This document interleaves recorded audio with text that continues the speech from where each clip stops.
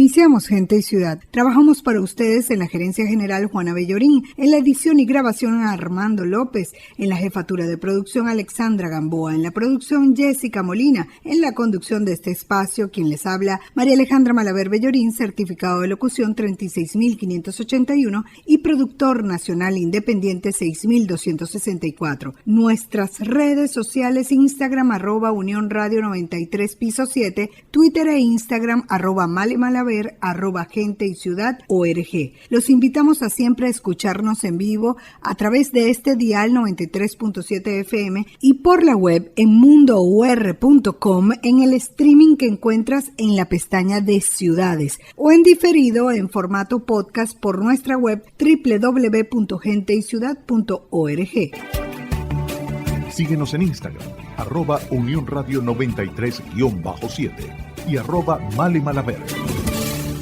La democracia y la sostenibilidad van de la mano. Ya tenemos en línea a Pedro Afonso del Pino. Él es abogado y profesor de Derecho Constitucional, experto en el área municipal, gran amigo. Su Twitter @Afonso del Pino. Con él venimos comparando el municipio venezolano con otros en la región. Empezamos con el municipio venezolano versus el colombiano, luego versus el brasileño, y hoy nos toca con Ecuador. ¿Cómo estás, Pedro? Bienvenido. Hola, María Alejandra, muy bien, muchas gracias. Gracias a ti por atendernos y por hacer este análisis, que es importante, porque a veces no hay que descubrir el agua tibia, ¿no? Hay que ver lo bueno y lo malo y aplicar lo bueno y apartar lo malo. Exactamente, es correcto, sí, por eso este análisis de municipios comparados es muy útil. Sí, a ver, coméntanos. Mira, bueno, el caso de Ecuador, que es un país, a pesar de que no tenemos frontera con Ecuador, es un país muy cercano, ¿no? Pues forma parte pues de lo que fue la Gran Colombia, etcétera, un país con nexos históricos, ¿no? Ecuador es un estado mucho más pequeño que Venezuela, territorialmente hablando, aunque tiene casi 20 millones de personas, 18 millones más o menos, ¿no? O sea que está bien poblado. Ecuador tiene 221 municipios. Nosotros, para recordar a la audiencia, nosotros tenemos 335. En Ecuador, los municipios se llaman cantones. Y lo que nosotros llamamos estados, los ecuatorianos lo llaman provincias. Los ecuatorianos tienen 24 provincias. Y tienen, sus cantones están divididos en parroquias, igual que nuestros municipios. Ellos tienen parroquias que están gobernadas por una junta parroquial, como teníamos nosotros antes del 2010. Es decir, inclusive son juntas parroquiales de 5 miembros y tienen parroquias urbanas y tienen parroquias rurales. Exactamente el esquema que teníamos nosotros antes de la reforma de la ley municipal del año 2010. Y los cantones están gobernados por un alcalde y por un consejo municipal, tal cual como el sistema venezolano.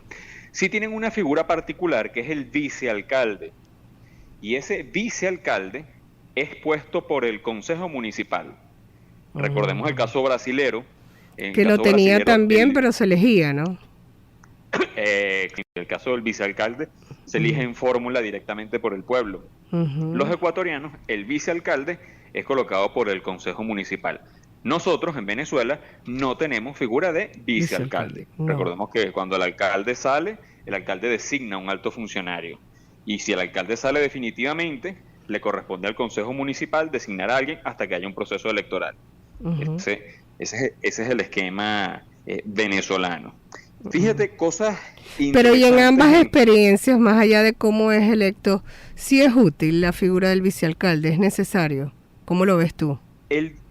El vicealcalde, mi experiencia, que también he tenido oportunidades de hacer trabajos técnicos en Ecuador, el vicealcalde a veces genera mucho conflicto, porque si hay tendencias políticas diferentes entre gobierno y consejo municipal, el vicealcalde suele generar muchos conflictos. En Brasil, no tanto, porque el vicealcalde es electo con fórmula directamente con el alcalde, ¿no? Entonces, pero bueno, es una cosa que varía de municipio a municipio. Yo pienso que en el caso ecuatoriano no ha sido una figura tan exitosa. Creo que Brasil es más exitoso. Y tenemos También otra cosa muy curiosa, que es que, bueno, las provincias son gobernadas por unos funcionarios llamados prefectos, que es como similar a nosotros los gobernadores. Y algo muy interesante, porque eso se replica en nuestro país. Los prefectos son electos por los votos de todos, pero por supuesto las capitales de las provincias tienen más electores y son los que terminan definiendo el prefecto. Tema muy interesante, porque al final el prefecto gobierna muy poco en la capital. Prácticamente el prefecto despacha en la capital, pero está dedicado a la ruralidad, a las carreteras, a las vías de penetración agrícola, y poco gobierna en la ciudad, porque en la ciudad gobierna el cantón, gobierna el alcalde. Y eso es un tema que en Venezuela también de alguna manera se replica. Es decir, muchos gobernadores no gobiernan mucho en la ciudad porque no tienen competencias, pero son definidos por la mayoría de votantes de las grandes ciudades. Claro. Inclusive, en algunos casos nuestros, tenemos gobernadores que están asumiendo funciones municipales, como por ejemplo ornato público, limpieza de calles y avenidas, y eso son cosas que no son competencias de la gobernación. Entonces, eso es también un fenómeno que se replica, que genera conflictividad en otros países de América Latina, lo vemos en el caso ecuatoriano con los prefectos. Y otra experiencia para comentar es que Ecuador tiene 2 distritos metropolitanos, uno en Guayaquil y otro en Quito. Particularidad de estos distritos metropolitanos, no está conformada por municipios, está conformado por parroquias y por zonas especiales de administración. Es decir, que bajo el alcalde metropolitano no hay alcaldes municipales, sino parroquias simplemente y zonas de administración especial que son gobernadas directamente por el alcalde. Eso ocurre en Quito y ocurre en Guayaquil. Pero eso por organización territorial, porque indiscutiblemente ahí hay un cantón. Sí, el cantón es el distrito metropolitano, es decir, es como un supercantón. Es un supercantón. Y no hay un nivel territorial intermedio, como en el caso venezolano, donde hay municipios. En el caso ecuatoriano van directamente a las parroquias. Y el cantón se organiza en zonas administrativas especiales. Entonces, imagínense ustedes la Gran Barcelona, al estilo ecuatoriano, no existirían los municipios, no existiría Lechería, Barcelona, ni Sotillo, nada de eso, sino existirían las parroquias con sus gobiernos parroquiales, y después el gobierno metropolitano dividiría la ciudad en zonas administrativas especiales con respectivas oficinas desconcentradas para su administración. Ese es el ejemplo ecuatoriano en Guayaquil y en Quito. ¿Y si está funcionando como distritos metropolitanos? ¿Funciona esa labor y con esa combinación con las parroquias como tal?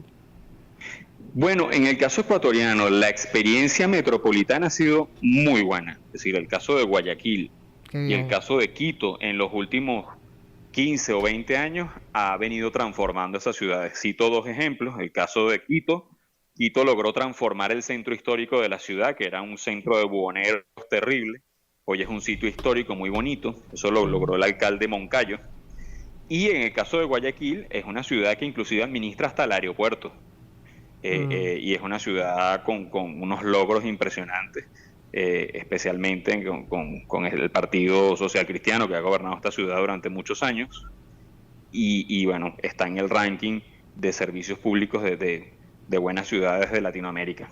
Ah, qué bien. Y en cuanto al número de municipios, ahí ¿te parece que sean la cantidad correcta? No llega a los 335 que hay acá, ¿no? Son 200 y tantos. Tienen 221. Ellos cantones, perdón. Sí, proporcionalmente a sus habitantes, sus municipios son de menos habitantes que los nuestros. Okay. Y además tienen las parroquias, son parroquias con más poder que lo que eran las nuestras. Inclusive es un gobierno autónomo parroquial, se llama.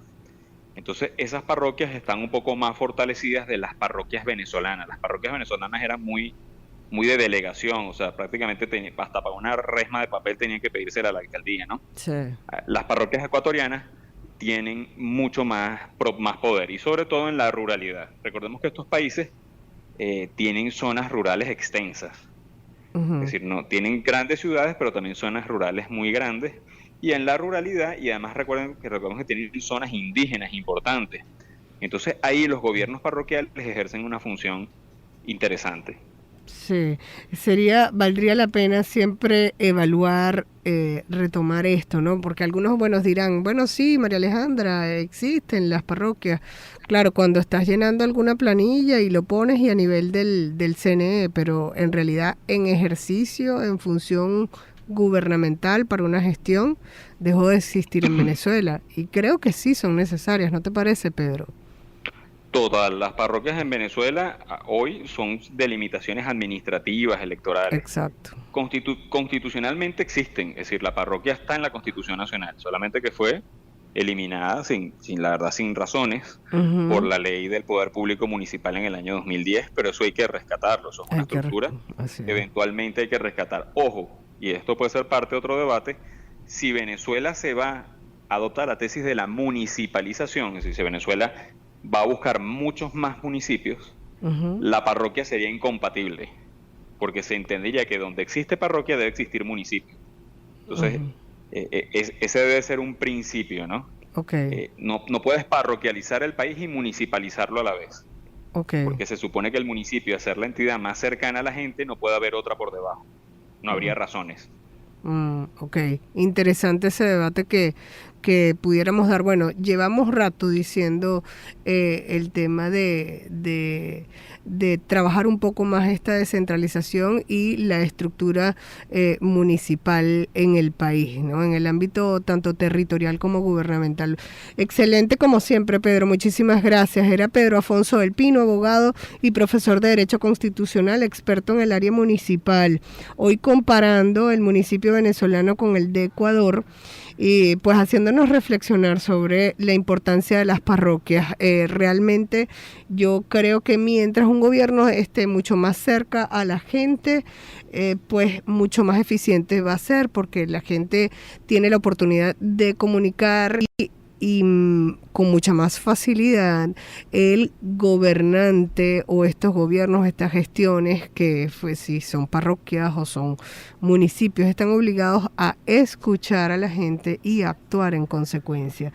El resultado, pues, la gente más feliz con políticas públicas que de verdad están cubriendo necesidades reales de la gente. Sigan a Pedro Afonso en su Twitter, @Afonso del Pino. Vamos a ver con qué comparamos la semana que viene.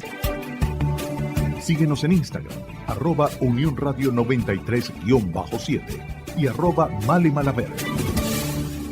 Despedimos Gente y Ciudad. Trabajamos para ustedes en la gerencia general Juana Bellorín, en la edición y grabación Armando López, en la jefatura de producción Alexandra Gamboa, en la producción Jessica Molina y en la conducción María Alejandra Malaver Bellorín, certificado de locución 36.581 y de productor nacional independiente 6.264. No olvides, la meta, convertirnos en los ciudadanos que el planeta necesita a partir de nuestra acción individual. La estrategia, dar siempre lo mejor de nosotros.